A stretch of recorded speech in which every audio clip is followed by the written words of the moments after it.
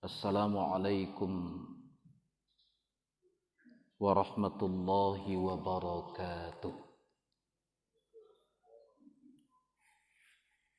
Innal hamdalillah nahmaduhu wa nasta'inuhu wa nastaghfiruh wa na'udzu billahi min shururi anfusina wa min sayyiati a'malina. Man yahdihillahu fala mudilla lahu wa man yudlilhu fala hadiyalah. Asyhadu an la ilaha illallah wahdahu la syarika lah wa asyhadu anna Muhammadan abduhu wa rasuluh sallallahu alaihi wasallam alladzi la nabiyya ba'dah. Amma ba'du, subhanaka la ilma lana illa ma 'allamtana innaka antal alimul hakim. Faqala ta'ala fi kitabihil karim, a'udzu billahi minasy syaithanir rajim, bismillahirrahmanirrahim. Ya ayyuhalladzina amanu la ta'kulu amwalakum bainakum bil batil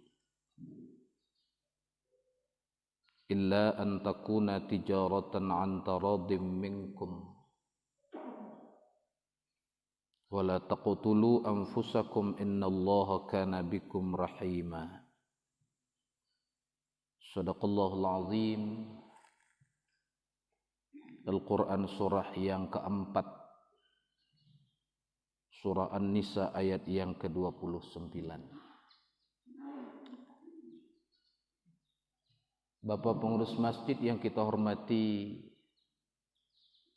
bapak-bapak dan ibu-ibu, kaum muslimin dan muslimat, jemaah salat subuh rahimakumullah. Kembali kita bersyukur kehadirat Allah Subhanahu wa taala. Alhamdulillah, pada subuh yang penuh berkah ini kembali kita hadir di masjid Allah Subhanahu wa ta'ala yang mulia ini dalam rangka menunaikan ibadah salat subuh secara berjamaah. Mudah-mudahan ibadah kita diterima oleh Allah Subhanahu wa ta'ala, disempurnakan kekurangan-kekurangannya, diampunkan segala dosa andai kata ada dosa yang terdapat di dalamnya. Amin ya rabbal alamin. Kemudian salawat dan salam dengan membaca Allahumma salli ala sayyidina Muhammad wa ala ali sayyidina Muhammad. Mudah-mudahan salawat yang senantiasa kita baca disampaikan kepada kekasih kita, Habibuna wa Habibullah, Habibullah wa Habibuna, kekasih Allah, kekasih kita, Nabi besar Muhammad sallallahu alaihi wasallam. Mudah-mudahan semakin kita bersalawat, semakin besar rasa cinta kita kepada Rasulullah, karena tidak ada yang lebih kita cintai, bahkan lebih dari diri kita sendiri, selain daripada Allah dan Rasul. Bapak-bapak dan ibu-ibu, kaum muslimin dan muslimat, jemaah salat subuh rahimakumullah. Di akhir kajian yang lalu kita sampaikan perbedaan prinsip di antara ibadah dan muamalah. Ada kaidah yang sangat populer dikemukakan oleh para ulama untuk membedakan atau sebagai benang merah yang membatas antara wilayah ibadah dan wilayah muamalah, antara hubungan vertikal kita dengan Allah dalam bentuk ubudiyah dan hubungan kemanusiaan kita dalam berbagai macam sisi dan bentuknya. Kaidah itu adalah kaidah ibadah al-aslu fil ibadah at-tahrim illa yadul ad-dalil ala ta'miriha. Hukum asal ibadah itu adalah boleh. Hukum asal ibadah itu adalah dilarang, kecuali ada dalil yang menyuruhnya, yang memerintahkannya. Jadi dalam persoalan ibadah, maka yang dilihat ada atau tidak dalil yang menyuruhnya. Kalau disuruh, kerjakan. Kalau diperintah, taati. Walaupun akal kita yang terbatas ini tidak mampu mencapai apa hakikat dan makna di balik ibadah itu. Karena ibadah itu ada dua sifatnya, bapak-bapak dan ibu-ibu. Ada yang sifatnya maqulatil makna atau ta'aqqulin. Bisa dinalar apa makna yang terkandung di balik satu ibadah. Contohnya zakat. Untuk apa zakat? Zakat itu ibadah untuk mensejahterakan orang-orang yang belum sejahtera kehidupannya, untuk mengentaskan kemiskinan. Jelas itu. Orang yang hidupnya miskin tapi dia mau berusaha, kita beri dia modal dalam bentuk zakat sehingga menjadi berdaya ekonominya. Ini maqulatil ma'na. Artinya apa? Akal kita mampu menjangkau makna apa yang terkandung di balik sebuah perintah ibadah. Tapi di sisi lain ada ibadah itu yang ghairu maqulatil ma'na, atau sifatnya ta'abbudi, bukan ta'aqquli. Apa itu ghairu ma'qulatil ma'na? Makna yang terkandung di balik ibadah itu tidak bisa kita jangkau dengan akal kita yang terbatas. Dalam persoalan itu kita hanya sami'na wa ata'na. Kita kerjakan sebagaimana yang diperintah oleh Allah, tanpa banyak bertanya, tanpa membantah, tapi dilakukan karena keimanan dan keyakinan kita kepada zat yang memerintahkan ibadah itu, Allah Subhanahu wa ta'ala. Apa contohnya? Walaupun hikmahnya banyak dirumuskan oleh ulama, tapi hakikinya tentu tidak kita ketahui secara pasti. Apa hakikat daripada melontar tiang batu di kawasan Mina? Do tiang batu tak atau enggak masaji awakku dilontar dengan 7 buah batu. Yang begitu. Nah, walaupun bisa dijelaskan dari aspek sejarah, disitulah dulu Nabi Allah Ibrahim alaihissalatu wassalam diganggu oleh syaitan laknatullah alaih tatkala akan menyembelih Ismail, mengorbankan anaknya kan diperintah oleh Allah. Itu sejarah. Tapi dalam konteks ibadah, melontar batu itu apa maknanya? Nah, maka dalam persoalan itu kita adalah mengikuti saja, karena begitulah yang diperintahkan oleh Allah Subhanahu wa ta'ala. Nah, itu ibadah. Sedangkan kaidah muamalah yang sudah kita sampaikan itu adalah al-aslu fil muamalah al-ibahah. Hukum asal muamalah itu adalah boleh. Apa saja dalam bidang muamalah itu boleh. Boleh. Bolehkah kami hari ini menjadi dropship? Tahu dropship? Nah, ibu-ibu tidak tahu, tapi muda-muda tahunya kini itu. Kami di rumah sajonya, karajo di kantor tetau jalan, nan maja tetau jalan, tapi kami punya bisnis. Modalnya apa? HP. Yang itu menjadi dropship saja. Apa dropship? Awak menjual sesuatu, tapi awak tidak punya toko. Tokonya entah di mana, entah di Tanah Abang, entah di Cipulir, entah di Senen, entah di Madima, gitu kan, entah Surabaya, entah di Medan.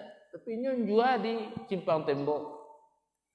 Orang Bali di mah, ada di Kalimantan orang Bali, ada di mah dengan dunia maya gini kok. Ya enggak? Nah sama lo jo hantu bisa di mah tiba-tiba saja kan gitu. Kan bisa saja. Nah, bolehkah itu? Apakah itu ada di zaman Rasulullah? Apakah jual beli elektronik? Ya, ada itu di zaman Rasulullah? Tidak ada. Alat bayar dalam bentuk e-money. Tahu ibu-ibu e-money? Uang elektronik. Biasa orang membayar kau jo piti. Betul enggak? Jale yang konyo. Tapi kini orang bayar jo kartu. Nah, orang bayar jalan tol umpamanya digesek si kartu ke apa alat sensornya itu ala apa tuh bayar jo kartu. Nah ini persoalan baru sebagai hasil inovasi daripada olah pikir manusia dalam bidang ekonomi. Bolehkah itu? Menurut hukum asal apapun bentuk inovasi itu boleh. Al-aslu fil muamalah al-ibahah. Tapi tidak berhenti sampai di situ. Illa yadulud dalil ala tahrimiha. Kecuali ada dalil nan melarang. Maka dalam persoalan muamalah yang dilihat itu dalil yang melarang. Kalau dalam ibadah yang dilihat dalil yang menyuruh. Kalau tidak disuruh jangan dikerjakan. Kalau disuruh taati. Tanpa banyak membantah. Kan gitu. Kalau dalam bidang muamalah apa saja boleh sepanjang tidak dilarang. Jadi pahamilah nan dilarang. Maka lebih dari itu semuanya boleh. Pola Quran dalam menjelaskan masalah nan dilarang dan dibulihan kan teka itu. Quran cukup menyebutkan yang dilarang saja. Ya, kenapa? Karena wilayah yang dibolehkan itu jauh lebih luas daripada yang dilarang. Nama nan banyak nan halal dari nan haram bapak ibu. Banyak. Nama nan banyak halal dari haram. Aku harus duduk kok. Nama nan banyak halal dari haram. Orang mengeceknya tuh. Apa anda kanan haram nanti kerajuan Ustaz. Susah cari nan halal. Salah tuh. Bakal salah. Karena wilayah yang halal, yang boleh itu jauh lebih luas, lebih banyak daripada yang haram, yang dilarang. Tidak baran dilarang. Nah, cuman kenapa? Karena mata kita tertipu. Ya, mata kita tertipu oleh siapa? Oleh bisikan dan bujukan setan. Kan itu kata Allah. Ya ayyuhal nas kulu mimma fil ardi halalan thayyibah wa la tattabi'u khutuwatis syaitan innahu lakum aduwwum mubin. Bagi orang yang matanya ditutupi, dipalingkan oleh setan, hanya melihat sesuatu ya karena pengaruh setan itu. Kalau setan dan mempengaruhi dan bana kan bisa jadi salah. Kenapa? Karena karajonyo menyuruh orang babwe fahsya wal mungkar, menagah kurang dari berbuat taat kepada Allah. Kan itu karajo setan. Itu karajo setan. Sehingga bisa salah matua denyo. Bakok salah berpengaruhnya kawak. Karena benteng kurang kokoh. Benteng kurang kokoh. Apa bentengnya? Iman. Iman. Bagi orang yang beriman sama saja kualitas perbuatannya apakah diketahui oleh orang lain atau tatkala dia sendiri. Tidak ada bedanya. Kenapa?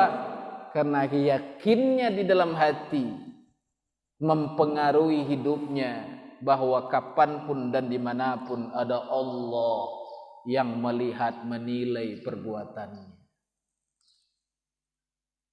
Yang begitu. Itu orang beriman. Yang kedua, apa yang kurang? Ilmu. Namanan dulu iman ju ilmu, Ustaz. Terserahlah namanan dulu. Apakah berilmu baru beriman, beriman baru berilmu. Nanjale kaduanya tidak bisa dipisahkan antara iman dan ilmu. Oh, dalam ayat kan ada, Ustaz, fa'lam annahu la ilaha illallah. Ilmu dulu, boleh. Boleh. Ketahuilah bahwa tidak ada Tuhan selain Allah. Fa'lam, ketahui dulu. Ilmu dulu, Ustaz, baru kemudian iman. Jadi kaduanya kan. Kalau imannya tipis, ilmunya kurang, nah, alamat akan sering terjerumus. Akan inilah yang kita ungkapkan dari asar Ali bin Abi Thalib, manittajara qabla ayyatafaqqaha fid din faqad irtatama fir riba tsummartatama. Siapa saja yang berani bermuamalah maliyah ini, berekonomi, melakukan aktivitas ekonomi bisnis, sabalunnya berilmu tentang fikih muamalah, dikhawatirkan kata Ali dia terjerumus kepada riba, terjerumus kepada hal-hal yang dilarang. Nah, ini yang sudah kita sampaikan Bapak Ibu. Sekarang kita masuk kepada prinsip-prinsip umum. Apa prinsip umum muamalah? Pertama, di dalam surah An-Nisa ayat yang ke-29 Allah Subhanahu wa taala mengatakan, ya ayyuhalladzina amanu la ta'kulu amwalakum bainakum bil batil illa an takuna tijaratan an taradim minkum. Ada dua prinsip sini.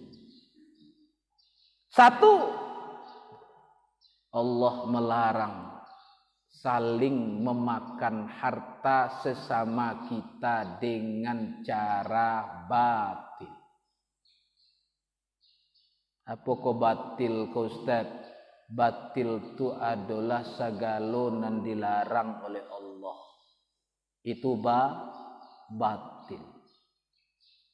Nah, tidak boleh saling memakan. Bakok saling memakan. Tidak memakan saja. Karena awak bisa berada pada dua posisi yang sama. Istilah hamba di awal ke bapak ibu-ibu, mungkin awak menjual, tapi mungkin juga membeli. Kan beda posisi itu. Satu jadi penjual, satu jadi pembeli. Ketika kini awak nan menjual, besok awak nan membeli. Kan begitu. Maka makna ayat itu, jangan saling memakan harta sesamamu dengan jalan batil. Batil. Apa itu jalan batil, Ustaz? Iya, banyak contohnya. Mengicuah, batil. Menipu, batil. Mengotak-atik timbangan, batil. Ya enggak? Mengganja liter, batil. Akan begitu. Mau kuah sesuatu sekendak hati awak, batil. Akan begitu. Melakukan bayak najasi, batil. Atau bayak najasi, Ustaz? Awak jual galai kuah. Galai rancak, barang impor. Ya nah, kalau ndak jatuh ndak pecah. Begitu. Barang impor, barang rancak dijual mahal, cuci gudang, apa itu? Datang orang beli, ditawarnya dia orang. Rupanya sebelum beliau menyurahkan barang rancak apa? Ada kawannya nanyo suruh menawar. Baiko kalau datang orang ke menawar barang kuah, ang tawar tinggi-tinggi deh. Nah, ago tinggi-tinggi. Supaya orang kotor tak kicuah. Tak kicuah di nantarang. Tak kicuah di nantarang kan sakit ke bapak ibu. Kalau tak kicuah di nan kalam, jadi jolah. Lai kalam po beati. Tapi kalau tak kicuah di nantarang, sakitnya tuh di sini lamu sakitnya gitu. Nah, adi logenya deh orang. Nah kece orang dek lama ota tukang gandua. Nah gadang betuka jonan kete. Betuka baru ajo ciga. Gitu. Nah, terpengaruh orang. Itu namanya bayak najas. Bayak najas. Memakan harta orang dengan memberikan tambahan atas keterlambatannya mengembalikan pinjaman. Riba jahiliyah. Riba. Nah ini. Bapak dan ibu-ibu. Batil. Jadi apapun bentuk hubungan ekonomi kita dengan orang lain. Dengan siapapun itu. Termasuk dengan orang yang berada di luar agama kita Ustaz. Termasuk. Kenapa? Karena tidak dilarang kita menjalin hubungan ekonomi dengan non-Islam. Boleh kita bermuamalah dengan non-Islam. Hukum asalnya mulia. Ketika ikut ditanya orang ke Ali bin Abi Thalib. Apa jawab beliau? Hak mereka adalah kewajiban kita. Mulia.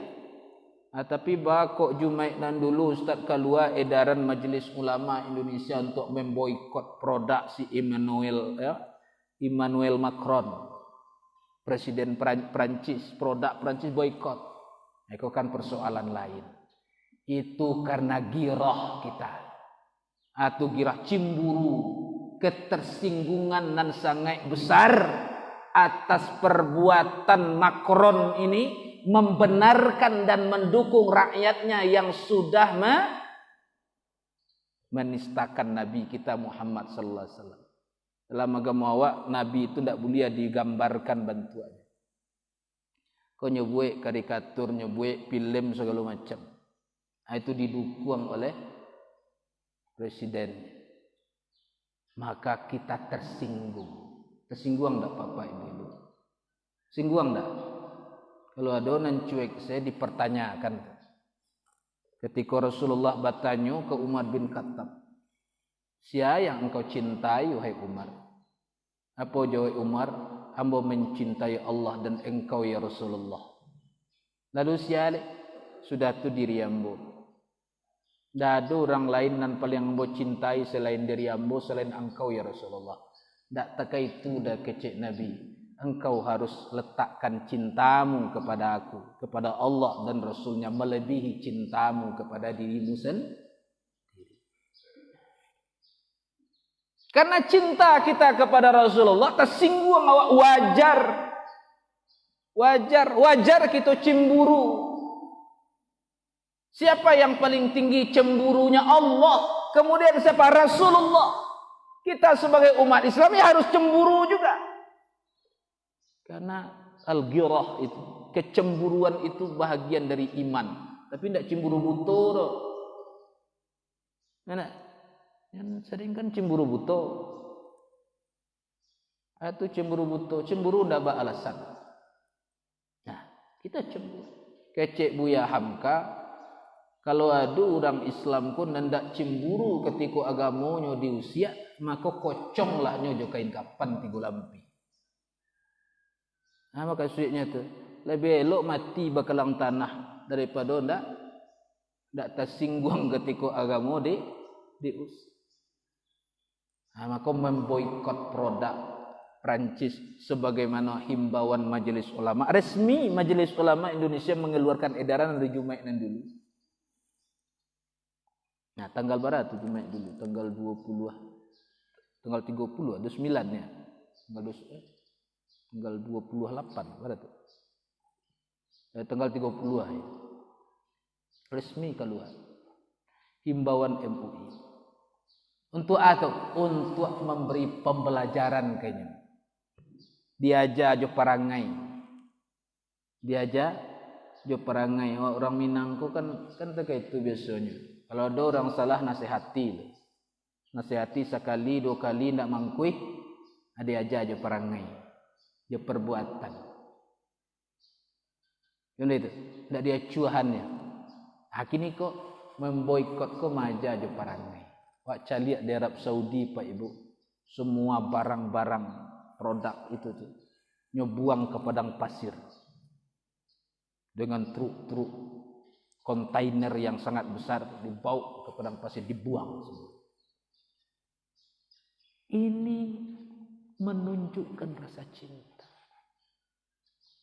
Sampai bila batihnya tuh tentu ada batihnya. Umat Islam kok memberi pelajaran ada batihnya. Sampai bila batihnya itu Ustaz? Tentu sampainya minta maaf ke seluruh umat Islam dunia. Karena sudah menciderai perasaan umat Islam atas kecintaannya kepada Rasulullah. Ya kan begitu. Nah ini Bapak dan Ibu. Jadi boleh hukum asalnya boleh. Tapi nang kini kok dilarang Ustaz? Ini dalam rangka memberi pelajaran. Nah kita lanjutkan. Nah, satu, apapun bentuk hubungan ekonomi awak je orang lain dengan siapapun, jangan melakukan hal yang batil. Dan kedua, illa antakuna tijaratan antaradin. Kecuali atas dasar jual beli yang dilakukan dengan prinsip suka sama suka. Berjual belilah dengan mengemukakan saling ridho. Suka sama suka. Bagaimana menunjukkannya Ustaz? Bahwa kita suka semua suku hati awak ridho. Kecik orang awak kan putih akape dapat dicaliak. Putih hati. Keadaan. Ya begitu. Mencaliak hati orang ridho tentu tidak bisa awak dah. Jua dicaliak di luarnya. Karena az-zahir yadullu 'alal batin. Dan di luar kau menunjukkan kepada yang batin. Nah, buktinya lanyo sarahan barangnya kawak. Ya nah, nyo tarimo ragonya, ipabianyo membawa, itulah menunjukkan ridha. Boleh secara lisan, silahkan. Bojua koyo bali. Boleh dengan isyarat. Isyarat. Tidak mengecek sepatah kata pun tapi terjadi transaksi. Boleh. Boleh. Boleh dengan lisan saja. Boleh disertai dengan tulisan. Sesuai dengan kebutuhan dan perasaan yang berkaitan dengan kesederhanaan dan kepastian hukum. Nah, contoh, kalau bertransaksi hutang piutang, ditulis. Kamu itu, boleh lisan, boleh tuh, pokoknya menunjukkan keridhaan. Ridha dan kedua. Dan ketiga, silakan nanti dibaca di dalam Al-Quran surah 2 ayat 282. Kalau Pak Ibu caliak Quran, surah nan paling panjang dalam Quran itu surah apa? Al-Baqarah. Ya. Nah, ayat nan paling panjang dalam surah Al-Baqarah itu ayat 282. Sehalaman ayat. Jadi ayat nan paling panjang dalam surah nan paling panjang adalah ayat ekonomi. Tidak ayat ibadah ada. Ayat apa nan paling panjang? Ayat ekonomi. Jadi kalau begitu perlu enggak kok? Perlu. Itu ayat 60 yang panjang. Nah, apa kata Allah? Idza ya ayyuhalladzina amanu idza tadayantum bidainin ila ajalim musamma faktubuh. Ke awal ayat. Wahai orang-orang yang beriman, apabila kamu melaksanakan hutang piutang sampai batas waktu yang ditentukan, faktubuh, tuliskanlah. Tuliskan. Jadi ada prinsip pencatatan transaksi hutang piutang. Itu prinsip. Bagaimana hukum mencatatkannya, Ustaz? Memang tidak sampai kepada wajib. Sunat. Akan tetapi tidak bisa dipungkiri bahwa di balik perintah mencatatkan transaksi hutang piutang itu terkandung maslahat yang sangat besar. Insya Allah akan terhindar dari mafsadat yang mungkin terjadi. Bukankah kita disuruh melestarikan maslahat, manfaat dan menghindarkan mafsadat? Kita disuruh menghindarkan mafsadat dan melestarikan maslahat. Kalau bertabrakan keduanya, antara maslahat di satu sisi dengan mafsadat pada sisi yang lain, mana yang didahulukan? Dahulukan menolakkan mafsadat. Daf'ul mafasid muqaddam ala jalbil masalih. Menolakkan kerusakan itu lebih didahulukan daripada berbuat kebaikan. Mencatatkan hutang, menolakkan kemafsadatan, dan ada nilai kebaikannya. Apa kerusakan yang dihindarkan? Terjadinya perselisihan atas jangka waktu pembayaran, terjadinya perselisihan atas nilai hutang. Kesetidaknya. Jadi mencatatkan hutang itu lebih menyederhanakan sesuatu dan mengedepankan unsur kepastian hukumnya. Pasti. Kenapa? Kalau awak berjanji nan pertamu awak wajib menepati janji. Betul tak?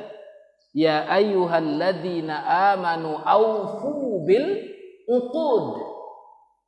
Berhutang piutang itu kan berakad. Berakad tu bahasa simpang temboknya berjanji. Ya nak?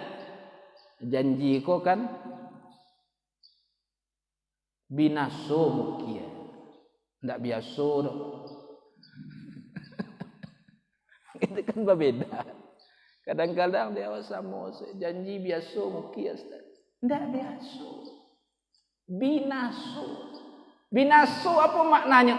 Terjadi kerusakan. Nah, tatkala kita melibatkan diri dalam sebuah perjanjian hutang piutang. Nah, hutang piutang, wak jual beli ndak kontan. Nah, ada catatannya, ada bondnya. Bayar sekian, sisa sekian. Setidaknya kan bond sederhana seperti itu. Awak terlibat salam pinjam. Awak menyalang atau meminjam. Dicatatkan. Supaya jalih barang yang dipinjam bilo ke dibaliakan. Kan itu? Nah, ada unsur kesederhanaan. Apa sederhananya? Ya nampak sadonan tertuli. Karena kita wajib menepati janji. Aufu bil uqud itu. Dan apabila janji itu tidak ditepati, di dalam agama awak namanya khianat. Itu gitu. Khianat. Kalau tidak ditepati akan timbul persoalan. Setidaknya terjadi mujadalah. Mujadalah. Perdebatan. Berdebat tidak? Iya, awak ku berjanji saya nak muah. Mambaye ndak, butal saya nak muah, mambaye ndak. Terjadi jidal. Padahal awak disuruh menjauhi jidal. Nah, sedangkan kalau dituliskan, kalau dicatatkan, ada kepastiannya, pasti tanggalnya, pasti jumlahnya. Nah, kan gitu. Pastinya. Sehingga kalau terjadi perselisihan tentang perjanjian,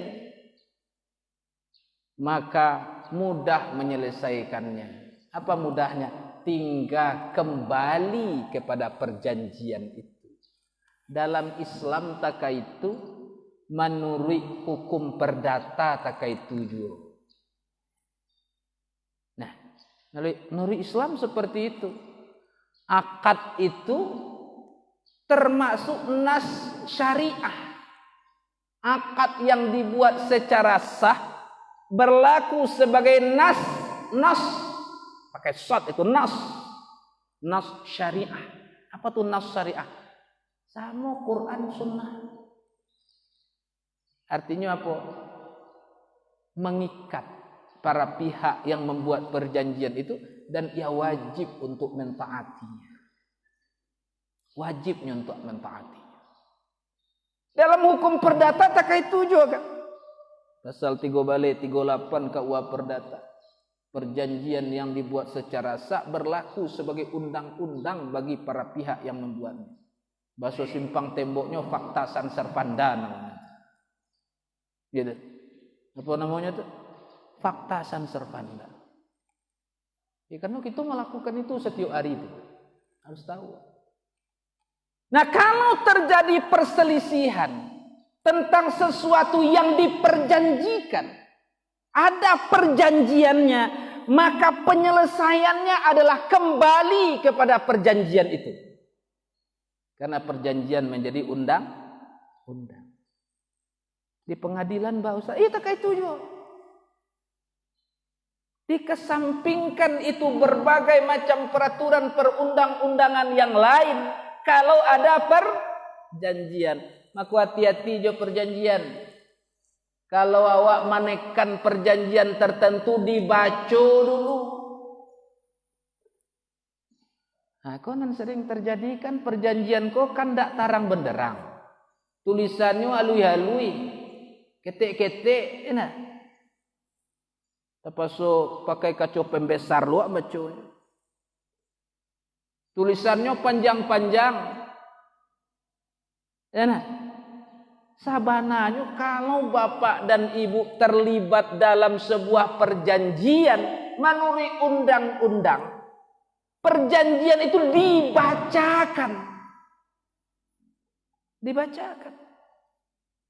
Namun tiap minggu menyelesaikan kasus itu. Tiap minggu. Apa yang terjadi di tengah masyarakat? Satu, tidak mau membaca. Bawa kan baca Ustaz. Ketika awak berhadapan dengan pihak yang satunya dengan perjanjian fidusia. Artinya apa? Ada oto nandi bali tadi menjadi agunan kolateral, menjadi jaminan, namanya atau jaminan fidusia. Maka fidusia karena oto tu benda bergerak. Nah, baca undang-undang 42 tahun 99. lah kuliah hukum bisnis. Undang-undang P2 tahun 99. Nah, oto nan dibaliko langsung menjadi jaminan. Nah, tanda tangani akadnya, perjanjiannya di perusahaan leasing. Karena awak ndak punya uang kontan, awak pinjam pitih leasing untuk menuntut utang lah. Kan itu berarti. Lalu karena awak berutang kayaknya, maka dijaminkanlah oto awak nan dibaliko. BPKB-nya tinggal sinan. Ketika tanda tangan kontraknya, tulisannya ketik-ketik. Kemudian setir oto kula tabayang nang dipaci. Oh itu tuh Imam. Tabayang. Nang ketiga pihak nan lain mengecek tanda tangan siko. Seharusnya menurut hukum perjanjian itu bacakan satu persatu. Paham? Paraf. Pasal-pasalnya. Dibacakan satu lagi paham. Paraf. Sebagai bukti persetujuan, kesepakatan, konsensus. Apa ini sarjana hukum? Nah, konsensus. Azas perjanjian itu termasuk azas konsensualisme. Konsensus. Sepakatnya. Jadi pernyataan persetujuan itu dengan apa? Iya dengan paraf-paraf. Lalu latibodo masalah baik kok baru takana perjanjian kok. Wak nunggak kemudian japuinya to wak. Nah itu.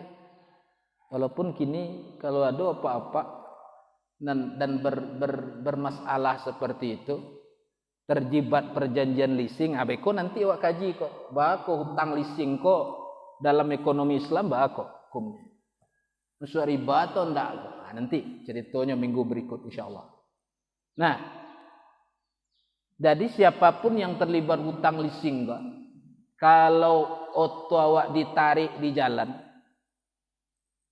objek jaminan ditarik di jalan, ditarik di rumah, diambil paksa, jangan diberikan. Bakal teka itu.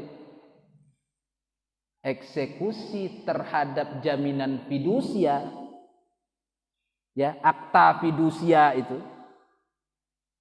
itu harus dengan putusan pengadilan.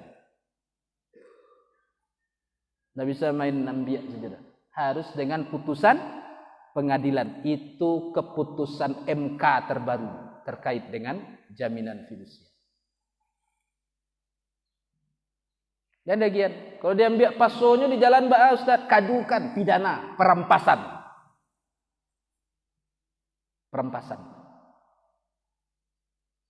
Nah,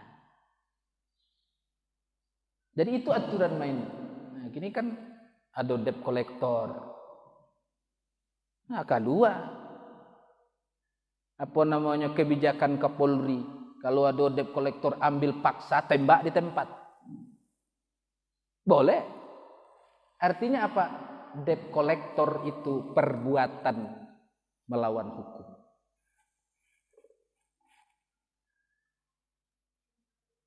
Nah, perbuatan semena-mena. Enggak boleh. Negara ini ada aturannya. Nah, Bapak dan Ibu. Jadi, kalau ada perjanjian terbaca, awak akan disuruh dalam agama Iqra. Jadi perintah membaca Iqra. Kan begitu, bacalah. Membaca itu akan menimbulkan pemahaman. Paham awaan dan ditandatangani. Bekulah tas sorong sewa. Ndak rupanya nan ditandatangani kok. Termasuk perjanjian penyerahan objek jaminan dengan cara apapun. Nah, termasuklah menarik di tengah jalannya berdalih kalau ada perjanjian. Adi susah wak jadinya. Nah, Bapak dan Ibu yang ambo hormati, maka Allah menyuruh apa? Apabila kamu terlibat dalam perjanjian hutang piutang, transaksi tidak secara tunai, faktubu, catatkan, tuliskan, supaya para pihak ada tempat kembali apabila nanti terjadi persoalan perselisihan di kemudian hari. Nah, oke, 3 prinsip yang kita bicarakan. Pertama, hindari batil dalam hubungan ekonomi dan bisnis. Dan kedua, kemukakan ridha. Lakukan transaksi atas dasar suka sama suka. Yang ketiga, biasakan mencatatkan setiap transaksi. Itu saja dulu jam 6. Mudah-mudahan bermanfaat. Billahi taufik wal hidayah. Assalamualaikum warahmatullahi wabarakatuh.